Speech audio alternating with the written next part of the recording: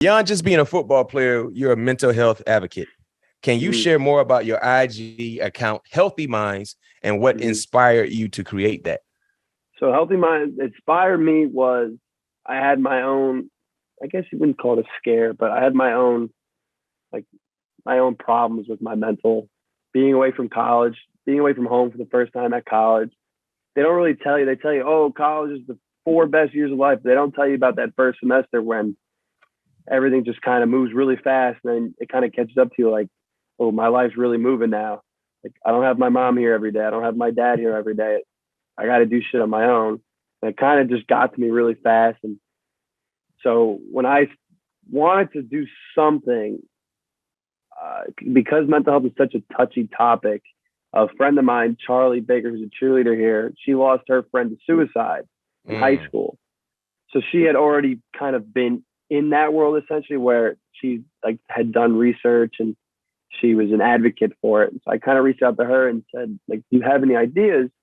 And she said the biggest thing with mental health is kind of just being there for someone, just being an outlet, essentially, like not being in their face, but just presenting something and saying like, oh, it's here. Need it, it's here. Yeah. So I was actually on my way to Florida to see my grandmother. This is January of 2021. And I just made an Instagram account and just threw it up and saw if it would stick. And it got a great response. And Locks, being such a big mental advocate himself, and Rachel Barber, who runs the I'm Changing the Narrative that's the wrong word to say, the I'm Changing the Narrative initiative. Those were kind of like always something I've had. Mental health has always been something that my head coach and we've brought people in to kind of push to us, but it never really mattered to me until I had my own problems. Yep. So that's kind of why I'm trying to get ahead of it, because people don't want to talk about how college athletes go through hell on a daily basis. And all the public sees is they're playing on ESPN. Oh, they're getting this NIL deal. Oh, they go to school for free. But no one wants to talk about when they go home and they're behind closed doors, and the fact that, oh, I got to do this assignment. Oh, I got to go to this class. I got to I got to do this read on this play. So just kind of being that outlet, because you have your doctors, and nothing against people who are doctors, but you don't want to go talk to a doctor because you don't want them to like diagnose you with this, and that. You just want to have a person to talk to. So that's kind of why I started Healthy Minds, just to be an outlet for someone like me, who on the outside, I have everything, but no one really wants to talk about what happens behind. Because my grandmother used to say, no one knows what happens behind a family's four walls. So kind of just kind of being there for someone is kind of why I started there. I love it. I love it. Make sure all our listeners and viewers checking us out on YouTube, man, make sure y'all go follow Peck. Healthy Minds is the account. You won't be disappointed. For you, in your opinion, how has the stigma around mental health begin to change, and what progress still needs to be made?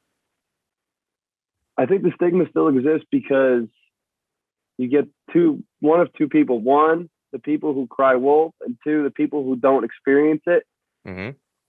So the people who cry wolf are they just want the attention. So they put it out there just so that, like they need the attention. But that hurts the people who are really going through it and are afraid to say something.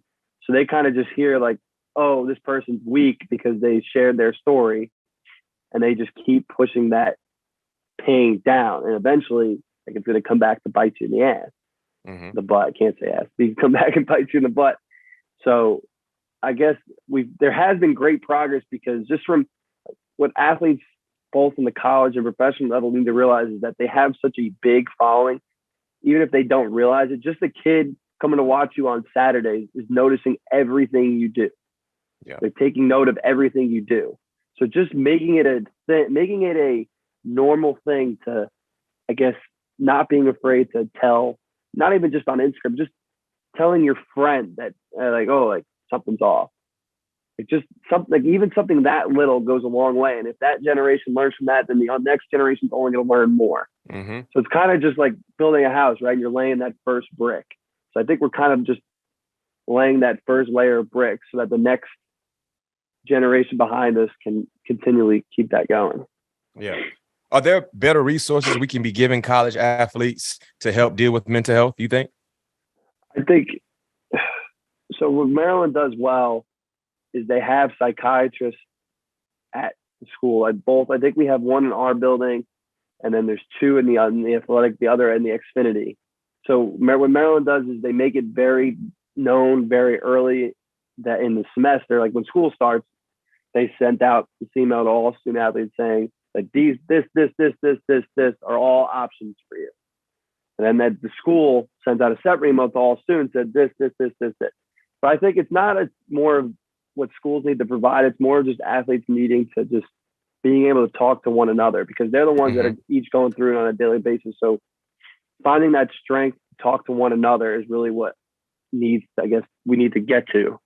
Because if you get to that point and you're able to, because you're leaning on your brother on Saturday, right, to go to war with, you share that little vulnerability with them, you should be able to go to war with them, essentially. No question. I like it. I like that mindset. I like that saying. I think it goes hand in hand. So well said.